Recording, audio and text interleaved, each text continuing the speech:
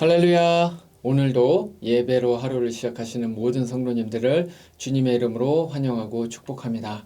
이 시간에 우리가 먼저 찬송가로 주님 앞에 나아가겠습니다. 찬송가 369장, 옛 찬송가 487장, 죄짐 맡은 우리 구주입니다. 함께 찬송하시겠습니다.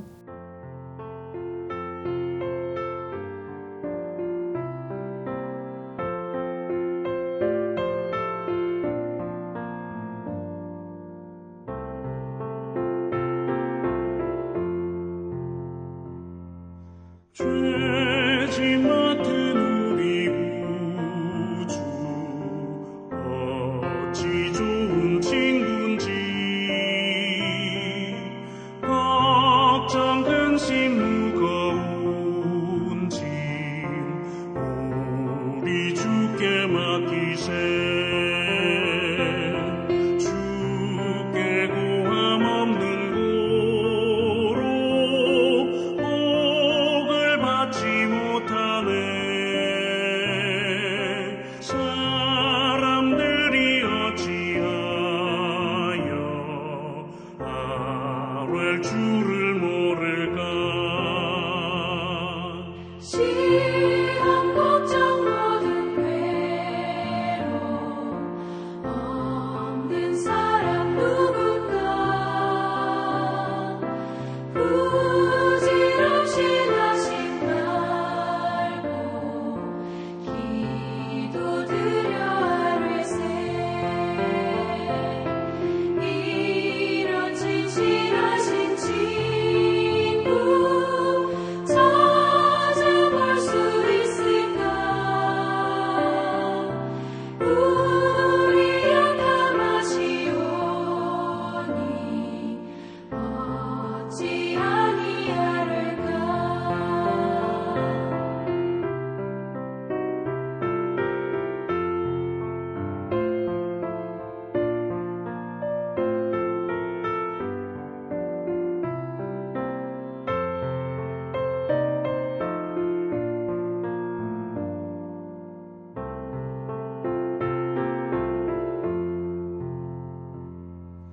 근심 걱정 무거운 짐 아니 진짜 누군가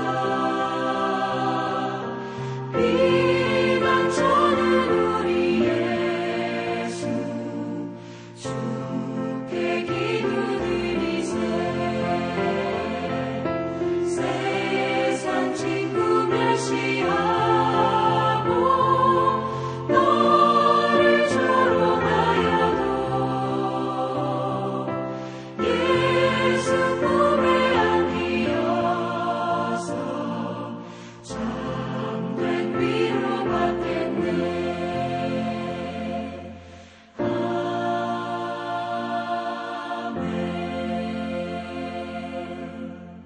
기도하시겠습니다. 하나님 아버지 감사합니다. 이 새벽에도 주님께서 우리를 이렇게 깨워주시고 우리가 다시 한번 주님 앞에 나와서 예배로 하루를 시작할 수 있게 해주신 것 너무나도 큰 감사를 드립니다. 하나님 우리의 모든 찬송과 존귀와 영광을 받으시기에 합당하신 주님, 이 예배 시간이 온전히 주님을 높여드리는 시간 되기를 소망하고 또 하나님 아버지께서 우리에게 주시는 그 말씀과 또 영적인 에너지를 받는 시간 되기를 소망합니다. 또 한 가지 간절히 기도하기를 원하는 것은 이 4월 한 달간 우리가 이슬람 특별히 이제 무슬림들을 위해서 함께 기도하기를 소원합니다. 우리의 도처에서 만날 수 있는 우리의 가정에서 또 우리의 직장에서 또 우리의 친구들과의 교육 관계에서 어디에서든지 만날 수 있는 이 무슬림들을 우리가 정말 전도하고 그들에게 복음을 전하기를 소원합니다. 특별히 예수 그리스도의 그 사랑을 우리가 전하기를 원합니다. 우리가 때를 얻든지 못 얻든지 우리 주변에 있는 그 많은 무슬림들에게 예수 그리스도의 복음을 전할 수 있는 그러한 사람들이 될수록 주님 함께하여 주시고, 그런 기회가 왔을 때 우리에게 지혜와 명철을 허락하여 주셔서 주의 복음, 예수 그리스도의 사랑을 그들에게 전할 수 있도록 우리와 함께하여 주시옵소서. 이 시간에 우리가 특별히 말씀을 함께 나누는 시간입니다. 주님의 말씀이 모든 세상의 진리임을 믿습니다. 그 진리의 말씀이 우리의 마음 가운데 좌정할 수 있게 하시고 뿌리 박히게 하여 주시고, 그래서 그 진리로 오늘 하루도 살아가는 우리가 되게 하여 주시옵소서. 말씀을 주님 원합니다. 감사하며 거룩하신 우리 주 예수님 이름으로 기도합니다. 아멘. 이제 우리에게 주시는 하나님의 말씀 우리 찾아보겠습니다. 말씀은 에스라서 8장 21절로 36절까지의 말씀입니다. 제가 봉독해 올리겠습니다. 그때 내가 아하와 강가에서 금식을 선포하고 우리 하나님 앞에서 스스로 겸비하여 우리와 우리 어린아이와 모든 소유를 위하여 평탄한 길을 그에게 간구하였으니, 이는 우리가 전에 왕에게 아뢰기를 우리 하나님의 손은 자기를 찾는 모든 자에게 선을 베푸시고 자기를 배반하는 모든 자에게는 권능과 진노를 내리신다 하였으므로 길에서 적군을 막고 우리를 도울 보병과 마병을 왕에게 구하기를 부끄러워하였음이라. 그러므로 우리가 이를 위하여 금식하며 우리 하나님께 간구하였더니 그의 응낙하심을 입었느니라. 그때 내가 제사장의 우두머리들 중 12명 중 세레바와 하사베아와 그의 형제 10명을 따로 세우고 그들에게 왕과 모사들과 방백들과 또 그곳에 있는 이스라엘 무리가 우리 하나님의 성전을 위하여 드린 은과 금과 그릇들을 달아서 주었으니, 내가 달아서 그들 손에 준 것은 은이 650달란트요 은그릇이 100달란트요 금이 100달란트며 또 금잔이 20개라. 그 무게는 1000다릭이요 또 아름답고 빛나 금같이 보배로운 놋그릇이 2개라.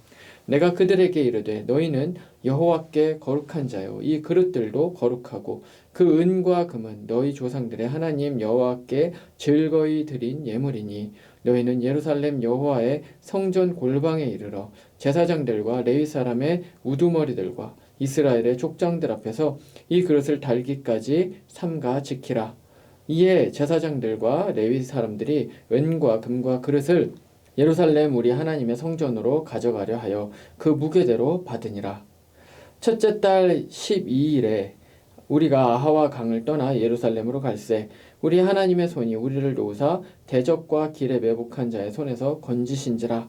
이에 예루살렘에 이르러 거기서 3일간 머물고 제4일에 우리 하나님의 성전에서 은과 금과 그릇을 달아서 제사장 우리아의 아들 무레못의 손에 넘기니, 비느하스의 아들 엘르아살과 레위 사람 예수아의 아들 요사밧과 빈누이의 아들 노아디아가 함께 있어 모든 것을 다 세고 달아보고 그 무게의 총량을 그때 기록하였느니라. 사로잡혔던 자의 자손 곧 이방에서 돌아온 자들이 이스라엘의 하나님께 번제를 드렸는데, 이스라엘 전체를 위한 숫송아지가 12마리요 또 숫양이 96마리요 어린 양이 77마리요 또 속죄제의 숫염소가 12마리니 모두 여호와께 드린 번제물이라.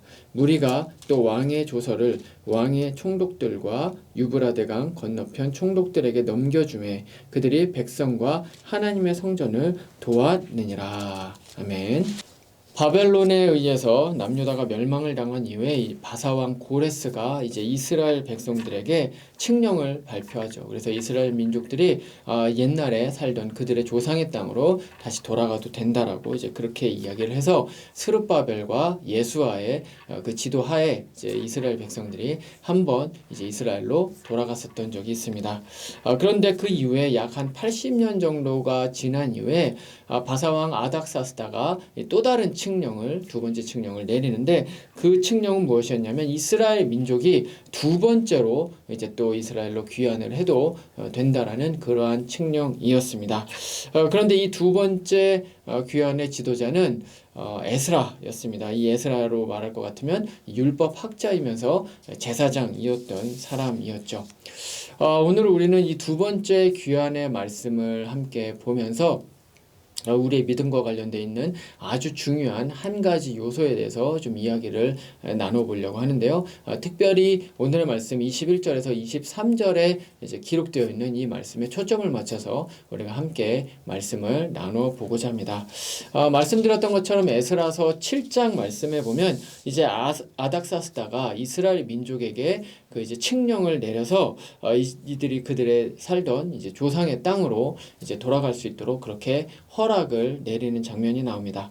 그리고 이 귀환의 책임자로 이제 있었던 이 에스라가 그래서 이제 사람들을 모집을 하게 되죠. 그래서 나와 함께 돌아갈 사람들이 누가 있냐라고 이제 이렇게 했을 때 그 중에서 이제 여러 명의 사람들이 나오는데 그 사람들이 이제 341명의 이제 사람들이었습니다.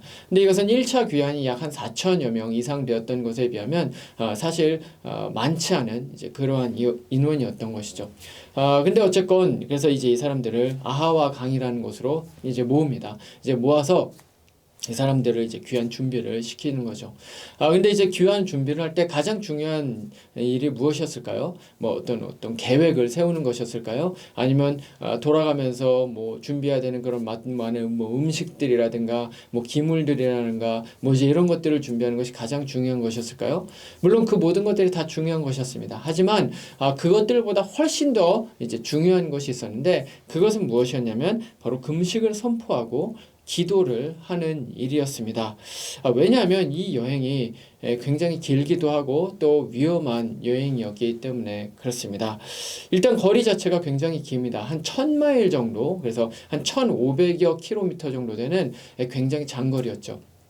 그래서 이 거리를 이제 걸어서 이제 가려고 하면 사실 건장한 그런 어떤 젊은 남자가 이렇게 체력이 좋은 그런 사람들이 걸어가도 사실은 수개월을 이제 걸어가야 되는 그러한 굉장히 긴 거리였습니다. 근데 오늘 말씀 21절의 말씀을 보면 이 귀환자 중에는 노인도 있었고 또 뿐만 아니라 어린 아이들까지도 이게 노약자들이 있었던 것이죠.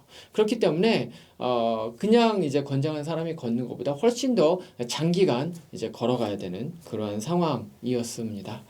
근데 그보다 사실 더 큰 문제가 있었습니다. 그것은 무엇이냐면 이 길이 굉장히 험난하고 위험한 길이었다는 것이죠. 왜냐하면 그 중간에 이제 강도떼를 만날 수가 있었기 때문에 그렇습니다. 당시는 오늘날처럼 이렇게 치안이 잘 되어 있는 이제 그러한 상황이 결코 아니었죠. 그러다 보니까 강도와 도적대들이 언제든지 어디에서든지 이제 나와서 이제 해를 가할 수가 있는 그러한 상황이었습니다. 그런 어떤 위험이 상존해 있는 그런 가운데 그 아라비아 그 사막 그 광야를 이제 관통을 해야 되는 이제 그러한 상황이었습니다. 그래서 굉장히 이거는 쉽지 않고 이제 위험한 그런 상황이었습니다. 게다가 24절 말씀 이제 이하의 말씀을 보면 이 이스라엘 민족들이 귀환을 하면서 아주 금과 은과 이제 이런 것들 아주 귀한 물품들을 많이 이제 가지고 가고 있었죠. 그렇기 때문에 이 귀중품을 가지고 가는 것을 이제 알고 있었다면 도적대들이나 강도대들이 만약에 이것을 인지하게 된다면 이들을 당연히 습격을 할 것이고 이제 대부분의 사람들이 이제 죽거나 아니면 노예로 끌려갈 수 있는 그러한 위험한 그런 여정이었던 것입니다.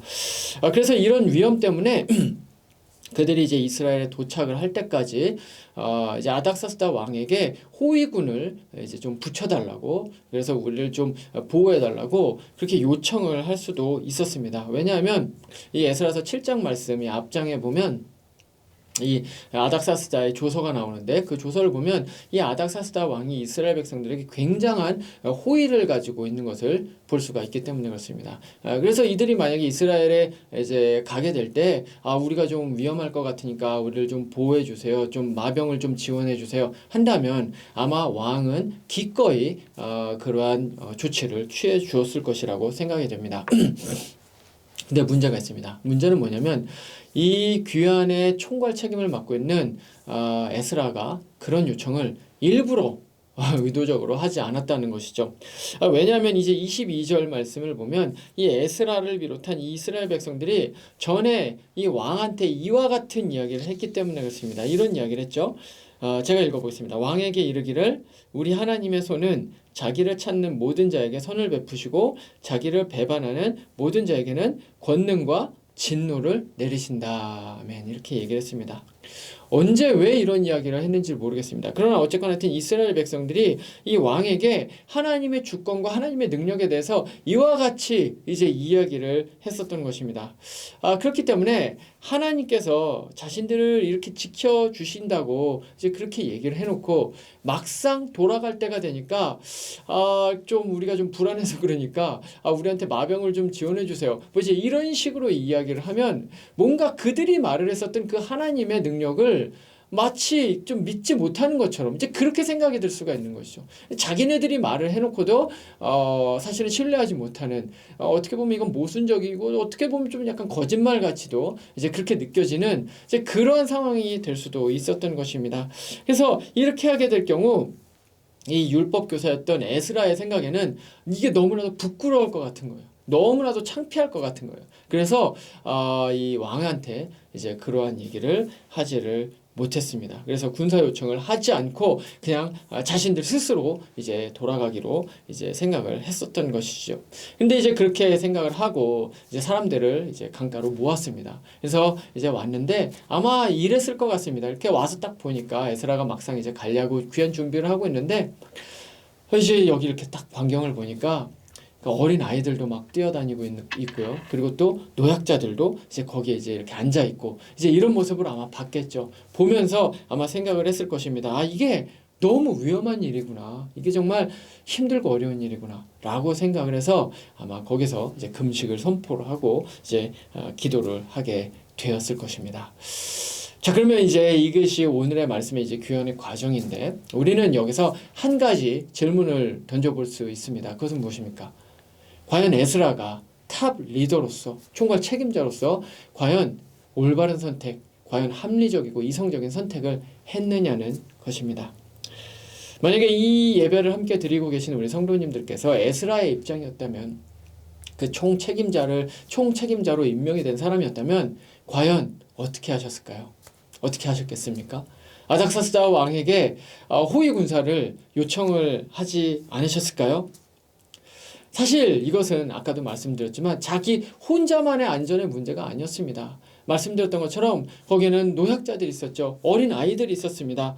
그렇기 때문에 나 혼자만의 문제였다면 사실 얼마든지 이제 그렇게 할 수가 있었지만 나의 이 결정 하나에 따라서 너무나도 많은 사람들이 특히 이 어린 아이와 같은 이런 약한 연약한 사람들의 그 목숨이 달려 있었던 문제였기 때문에 사실은 이거는 어떻게 보면 굉장히 무모한 결정일 수가 있었던 것이죠. 그리고 어떻게 보면 굉장히 무책임하기도 하고요. 또 합리적이지 못한 그런 어리숙한 그러한 판단이었다라고 사실은 생각이 될 수도 있는 이제 그러한 판단이 바로 이 에스라의 판단이었습니다. 실제로 이 2차 귀환 이제 이후에 약 한 14년 후에 이제 느헤미야가 주축이 돼서 이제 3차 귀환이 이제 일어나게 되는데 이 느헤미야는 굉장히 탁월한 행정가였습니다. 이 사람은 전략가였고 행정가였기 때문에 사실 이 사람은 이 바사의 이 군대를 이용을 해서 이제 이스라엘로 이제 귀환을 하게 됩니다. 그러니까 에스라와는 이제 정반대의 그러한 길을 걷게 되는 것이죠. 물론 이것이 잘못된 것이 결코 아닙니다. 그리고 아마 대부분의 많은 사람들은 이와 같은 느헤미야와 같은 그러한 결정을 했으리라고 생각이 됩니다. 그러나 그럼에도 불구하고 다만 우리가 지금 이 순간 이 에스라의 결정을 놓고 딱 한 가지에 대해서 좀 더 우리가 좀 깊이 생각해 봐야 되는 것이 있는데 그것은 뭐냐면 바로 우리의 믿음 생활에서 아주 중요한 한 가지 요소가 있는데 그것이 뭐냐면 믿음의 도약이라는 것입니다. 영어로는 live of faith라고 이제 그렇게 이야기를 하죠. 이 믿음의 도약이라는 것은 이겁니다. 우리의 이성을 초월해서 이성을 넘어서서 믿음의 행위, 믿음을 가지고 행위를 하는 것을 바로 이 믿음의 도약이라고 이야기를 하죠. 다시 말하면 예를 들면 이와 같은 것입니다. A와 B라는 두 가지 옵션이 있습니다. 근데 이성적으로 생각했을 때는 A가 맞습니다. 왜냐하면 A라는 선택을 했을 때 훨씬 더 편안하고 훨씬 더 안전하고 훨씬 더 일이 잘 풀릴 것 같은 이제 그러한 옵션이 A입니다. 그리고 이 B라는 옵션은 이거는 뭔가 좀 불안하기도 하고 어떤 일이 펼쳐질지 모르고 좀 이렇게 경우의 수가 이제 많이 펼쳐지는 그런 불안한 것이 이제 B라는 옵션입니다.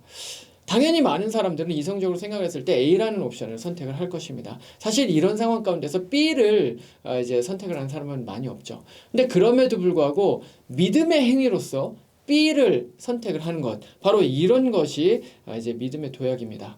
근데 사실은 이것이 쉽진 않습니다. 왜냐하면 A라는 옵션이 없으면 모르겠는데 A라는 아주 좋아 보이는 옵션이 있다면 대부분의 사람들은 A를 선택하지 B를 선택하기가 쉽지 않다는 것이죠. 자, 근데 그럼에도 불구하고 하나님에 대한 신뢰가 더욱더 깊어지려면, 그리고 믿음이 깊어지고 좀 더 하나님을 실질적으로 삶 가운데서 체험을 하기 위해서는 바로 이 믿음의 도약이 반드시 필요합니다. 네, 에스라가 지금 바로 그와 같은 선택, 바로 믿음의 도약을 했었던 것이죠. 상황적으로 봤을 때 어떻습니까? 이미 말씀드렸던 것처럼 자신뿐만 아니라 어린 아이들의 생명까지도 위태로울 수 있는 상황이었습니다. 뿐만 아니라 호위 군사를 얼마든지 요청할 수 있었던 상황이고 그것을 승낙받을 수 있는 상황이었고, 그렇게 한다고 해서 누가 뭐라고 할 사람이 사실은 없었습니다. 이성적으로 봤을 때는 사실은 호위 군사를 요청을 하는 것이 당연히 맞았던 것이죠. 하지만 그럼에도 불구하고 지금 이 이성적인 판단 너머에서 그것을 초월해서 지금 에스라는 무엇을 바라본 것입니까? 바로 하나님의 능력과 인도를 더욱 의지하고 바라봤었던 것입니다. 그것이 바로 이 에스라의 선택에 담겨 있었던 의미였다는 것이죠. 근데 성경을 사실 우리가 이제 많이 보면 이 성경에 있는 이 위대한 우리의 믿음의 조상들도, 이 믿음의 선배들도 사실은 대부분은 다 이런 믿음의 도약을 경험을 했었던 사람들입니다. 뭐 예를 들어서 창세기 12장의 말씀에 나와 있는 이 아브라함을 볼 수가 있습니다. 이 아브라함을 보면 하나님의 말씀을 따라서 본토 친척 아비의 땅을 떠나서 이제 가나안 땅으로 가죠.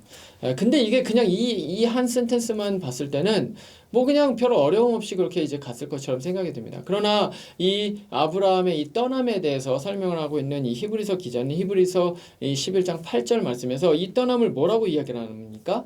갈 바를 알지 못하고 떠나는 것이라고 이제 그렇게 이야기를 합니다.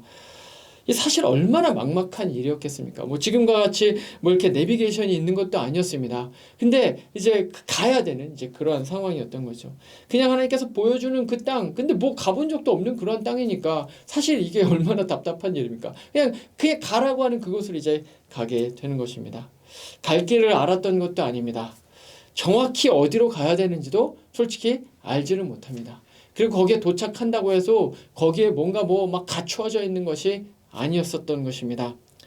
근데 이런 가운데 무작정 하나님께서 말씀하신다고 그냥 떠난 것, 사실 이것은 이성적으로 말이 안 됩니다. 왜 그렇습니까? 본토 친척 아비의 땅은 이미 모든 것이 준비되어 있고 모든 그런 터전이 있는 것이고 모든 안정된 삶이고 모든 평안한 삶이기 때문에 그렇습니다. 근데 이런 상황에서 이 평안함을 내버리고 떠나버린다는 것, 뭔가 예상되지 못하는 것, 알지도 못하는 것으로, 누구도 알지 못하는, 아는 사람도 없는 그런 곳으로 간다는 것은 사실은 이성적으로는 말이 안 되는 선택이었던 것이죠. 하지만 아브라함은 그 이성을 초월한 바로 믿음의 행위를 감당을 하게 되는 것입니다. 그리고 그 결과 온 인류의 믿음의 조상이 될 수가 있었습니다. 또 뿐만 아니라 다니엘을 이야기를 해볼 수가 있습니다. 다니엘은 남유다 조국이 거의 다 멸망되어 갈 때쯤에 이제 포로로 잡혀가서 바벨론에서 이제 삶을 살아가게 된 그 바벨론의 포로였습니다. 근데 귀족의 자제였습니다. 그러다 보니까 이 바벨론에서 정책적으로 그 포로로 이제 끌려온 사람 중에 인재들을 영입을 했었던 것이죠. 근데 이제 그래서 귀족의 이제 잘 배운 그런 자제들을 이제 왕궁에서 길러다가 이제 이 사람들을 바벨론을 위해서 좀 인재로 이제 영입을 하는, 예를 들면 이제 그런 것이었습니다. 근데 거기에 딱 이제 다니엘이 이제 선발이 이제 되었던 것이죠. 자, 그러면 이제 다니엘이 어떻게 사는 것이 이성적으로 맞는 것입니까? 이렇게 생각을 해야죠. 기회를 잡았다. 내가 비록 포로로 이제 끌려왔지만 사람이 죽으라는 법은 없구나. 그래, 잘됐다. 내가 어떻게 보면 이것도 기회가 될 수도 있다. 그 작은 나라 유다가 아니라 지금 이 세상을 완전히 호령을 하고 있는 이 바벨론에서 내가 어떻게 보면 정말 더 성공을 하면 예전보다 더 나은 삶을, 어떻게 보면 삶을 살아갈 수도 있겠구나 라고 생각을 해서 이 나라에 잘 정착을 해서 좀 관리들한테도 좀 잘 보이고 심지어는 이제 느부갓네살 그 왕 앞에 갔을 때 내가 좀 더 총명하게 뭔가 좀 잘 되면 이 사람들한테 이 나라에서 좀 평안히 살 수가 있겠구나. 뭐지 이런 생각을 하는 것이 사실은 이성적인 생각이 아니었겠습니까? 근데 다니엘은 그렇게 생각하지 않습니다. 다니엘은 다니엘서 1장 8절에 이렇게 이야기를 합니다. 다니엘은 뜻을 정하여 왕의 음식과 그의 마시는 포도주로 자기를 더럽히지 아니하리라 하고 아멘 이렇게 이야기를 합니다. 이게 무슨 말이 안 되는 겁니까? 정말 말이 안 되는 거죠. 그 당시에 그러니까 인재들을 영입을 해와서 이 사람들한테 최고의 엘리트 교육을 시키고 왕이 먹는 그와 같은 아주 좋은 음식들을 이제 주려고 했는데 다니엘은 그것을 거부하는 겁니다. 예, 거부하는 거예요. 말이 안 되는 거죠. 사실은 지금 아까 말씀드렸던 것처럼 바벨론의 관리들한테 막 잘 보이고 조금이라도 더 잘 보이고 그 선발된 사람들 중에서도 뭔가 자신의 그런 어떤 영특함을 더 드러내려고 하고 기회를 잡으려고 해야 되는 것이 사실은 이성적으로 맞는 것인데 하물며 왕이 하사한 음식을 거절하겠다. 말이 안 되는 거죠. 이거는 그냥 죽겠다는 것입니다. 아니면 죽지는 않더라도 최소한 미운 털이 박히는 일이죠. 성공 가도로 가는 길이 결코 아니었던 것입니다. 그러면 도대체 다니엘은 왜 이런 선택을 했던 것일까요? 다니엘이 멍청해서였을까요? 어리석은 선택을 한 것일까요? 아닙니다. 이것은 믿음의 선택을 한 거죠. 그 믿음이 무엇입니까? 내가 비록 여기에 포로로 이제 끌려왔지만 내 조국 남유다는 멸망을 당하지만 하나님은 여전히 살아계시고 하나님은 여전히 이 땅 가운데 주권자라는 사실, 하나님이 왕이시라는 사실, 바로 그 사실에 대한 그 믿음입니다. 믿음. 그렇기 때문에 자신의 그 믿음을 결코 버려버리지 않겠다는 것이죠. 하나님의 백성으로서의 그 자존심과 그 믿음을 결코 버리지 않겠다는 이성을 뛰어넘는 그 믿음의 선택을 했었던 것입니다. 지금 이렇게 두 명 아브라함과 다니엘에 대해서만 이야기를 했지만 사실은 이와 같이 신앙의 거장들은 사실은 성경에 계속해서 나옵니다. 모세가, 여호수아가, 사무엘이, 다윗이, 바울이 이와 같은 많은 우리의 신앙의 선배들은 바로 그와 같은 믿음의 선택을 했었던 사람들입니다. 그리고 그들이 이렇게 이성을 뛰어넘는 믿음의 선택을 했을 때 그들은 성경에 기록되었고 우리에게 믿음의 모델로 자리 잡을 수가 있었던 것이죠. 이것은 우리에게 어떤 것을 이야기를 해줍니까? 오늘날 우리가 그리스도인으로서 이 땅 가운데서 믿음의 삶을 살기 위해서는 우리 역시도 믿음의 선택을 해야 한다는 것입니다. 아니, 그 성경의 시대 때보다도 훨씬 더 오늘날은 이 믿음의 도약이 중요한 시대가 되었습니다. 왜냐하면 오늘날 이 시대는 이성의 시대이기 때문에 그렇습니다. 그래서 조금이라도 합리적이지 못한 그러한 선택을 했을 때 예를 들면 이 세상 사람들이 가지고 있는 그 지식과 지혜와 그런 어떤 가치관과 그런 인본주의적인 사고와 이런 것들을 따르지 않았을 때 사람들은 우리를 조롱하고 무시하기 때문에 그렇습니다. 아유 저 멍청한 사람들, 아유 저 어리석은 사람들, 아유 저 꽉 막힌 사람들 이런 식으로 우리를 조롱하고 어리석다고 비웃기 때문에 그렇습니다. 그러나 우리가 성경을 통해서 배운 이 하나님이 단순히 문자에 갇혀있는 분이 아니라 그 분이 단순히 어떤 신화적인 존재가 아니라 진실로 오늘날에도 여전히 살아계시고 여전히 살아 역사하시는 바로 그 진실한 나의 주인이고 나의 하나님이시라는 사실을 우리가 절실히 깨닫기 위해서는 우리는 반드시 이와 같은 이성을 뛰어넘는 믿음의 선택을 할 필요가 있습니다.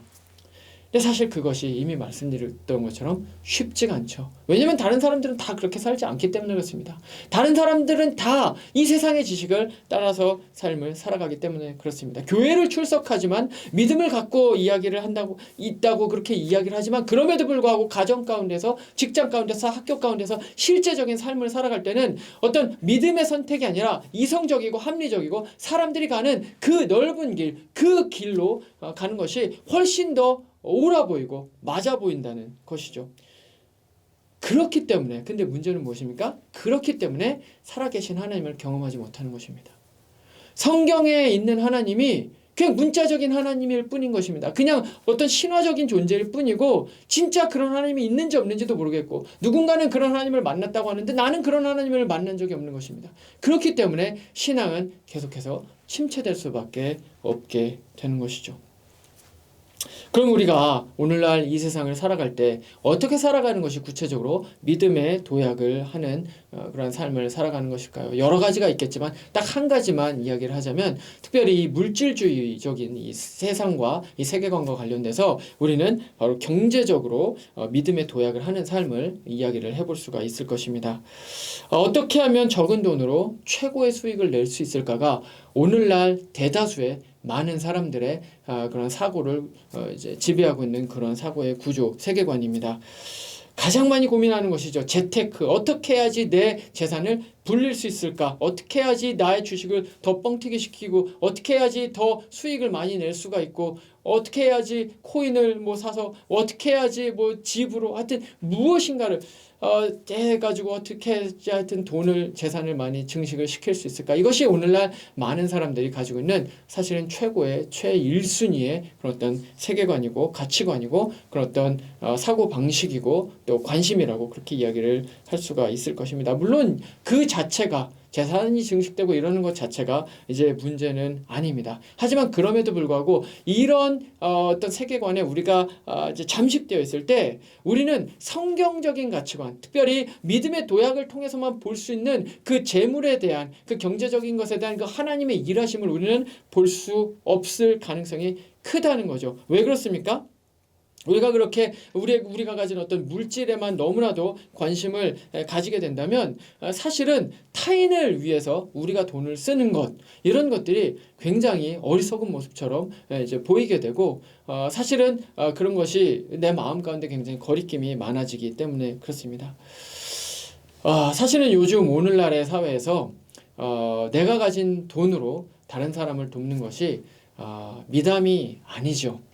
그건 어떻게 보면 굉장히 어리석은 일이고요. 특히 자기 앞가림도 제대로 하지 못하는 이제 그러한 사람이라는 그러한 생각이 있는 자기 집도 없고 지금 빨리 이 사람이 빨리 돈을 벌어서 빨리 뭔가를 해야 되는데 그렇게 하지도 않으면서 타인을 위해서 돈을 쓴다? 다른 사람을 위해서 돈을 쓴다? 다른 어떤 하나님의 나라를 위해서 그런 어떤 물질적 헌신을 한다? 이건 굉장히 바보 같은 짓입니다. 그래서 그런 사람들한테 이제 혀를 차면서 이야기를 하죠. 이 사람아, 그게 무슨 말인가? 당신이 먼저 좀 잘 살아야지. 그 다음에 뭐 누구를 돕든지 뭐 교회 헌금을 하든지 뭐 그런 거가 있지. 지금 당신의 삶을 보시오. 지금 당신이 이렇게 별로 잘 살지도 못하는데 당신이 그렇게 돈을 그걸 허투루 쓰면 그거 되겠습니까? 이제 이런 소리를 들 수가 있는 것이죠. 하지만 성경은 절대로 그런 식으로 이야기를 하지 않습니다. 그것을 오히려 무엇이라고 이야기를 합니까? 믿음의 도약, 믿음의 선택인 것이죠. 이성을 뛰어넘는 어떤 믿음입니까? 물질의 주인이 하나님이시라는 바로 그 믿음을 따라 사는 삶이 바로 그와 같은 삶입니다. 모든 것을 내어주신 바로 그 예수 그리스도를 닮아서 사는 삶이 바로 그 믿음의 행동인 것이죠. 말씀을 마치겠습니다. 오늘 말씀에서 에스라의 행동은 이성적으로는 사실은 납득이 되지 않는 그러한 선택이었습니다. 탑 리더로서 자칫 잘못하면 자신을 비롯한 모든 사람들을 위험에 빠뜨릴 수 있는 어떻게 보면 굉장히 어리숙해 보이는 이성적으로 합리적이지 못한 그러한 선택으로 보입니다. 하지만 그 결과가 어떻게 됐습니까? 오늘 말씀 31절에 이렇게 말을 합니다. 우리 하나님의 손이 우리를 도우사 대적과 길에 매복한 자의 손에서 건지신지라. 아멘. 하나님의 돕는 손을 경험을 한 것입니다. 이성을 뛰어넘는 믿음의 행위로 인해서 이성을 초월해 계신, 이성으로 이해할 수 없는 이성의 저편에 계신 바로 그 하나님의 일하심을 볼 수가 있게 되었던 것이죠. 우리의 믿음은 이와 같습니다. 하나님의 놀라운 일을 경험하기를 원하십니까? 하나님에 대한 신뢰가 더욱더 깊어지기를 원하십니까? 하나님께서 정말로 살아계시다는 사실을 단순히 문자로 듣는 것이 아니라 그것을 정말로 내 삶 가운데서 경험하기를 원하십니까?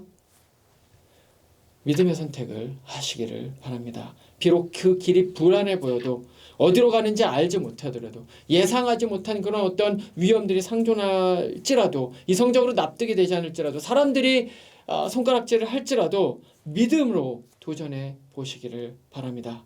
믿음의 삶은 원래 그런 것입니다. 믿음의 삶은 원래 예상하지 못한 일들이 일어나는 것입니다. 믿음의 삶은 원래 불안한 곳을 가는 것입니다. 믿음의 삶은 원래 길이 없는 곳으로 가는 것입니다. 하지만 하나님을 우리가 믿기에 그 하나님을 붙들고 가는 것이죠. 바로 예수 그리스도의 예수님을 믿는 사람들의 신앙의 삶의 가장 중요한 그 믿음의 도약, 바로 그러한 삶을 사실 수 있는 우리 모든 성도님들이 되시기를 주님의 이름으로 축원합니다. 기도하시겠습니다. 여호와 하나님 아버지 감사합니다. 오늘 우리 말씀을 통해서 에스라의 그러한 어떻게 보면 사람들이 보기에 무모해 보이는 이성적이지 못한 비합리적인 그러한 선택을 통해서 우리가 믿음의 도약을 하는 것이 무엇인지에 대해서 함께 생각을 해보았습니다. 그렇습니다. 이 세상은 믿음의 도약을 하찮게 여깁니다. 믿음이라는 것이 어디 있냐고 우리에게 손가락질을 하며 조롱할 때도 있습니다. 하지만 주님, 우리는 분명히 알고 있습니다. 하나님 살아계신 분이십니다. 하나님 여전히 이 땅 가운데 존재하시는 분이십니다. 하나님 여전히 역사하시는 분이시고 하나님 여전히 일하고 계신 분이십니다. 그렇기에 우리는 이성의 저편에 있는, 이성을 넘어서 초월해 계신 바로 그 하나님을 믿는 그 믿음의 선택을 하는 삶을 살기를 소원합니다. 하나님, 오늘도 삶을 살아가게 될 때 하나님, 우리가 이 믿음의 저편에 계신 여호와 하나님 아버지를 끝까지 신뢰하는 그런 삶을 살게 하여 주시옵소서. 오늘도 여러 가지 기도의 제목으로 나와 있는 우리 많은 성도님들 계십니다. 주님, 그분들의 모든 기도의 제목, 소원들 주님께서 들으시는 줄 믿습니다. 하나님 모두 다 들어주시고 하나님 아버지께서 응답하여 주시는 아름답고 귀하고 복된 기도의 시간 될 수 있게 하여 주시옵소서. 감사하며 예수님 이름으로 기도합니다. 아멘. 이제 개인의 기도 제목으로 기도하시겠습니다.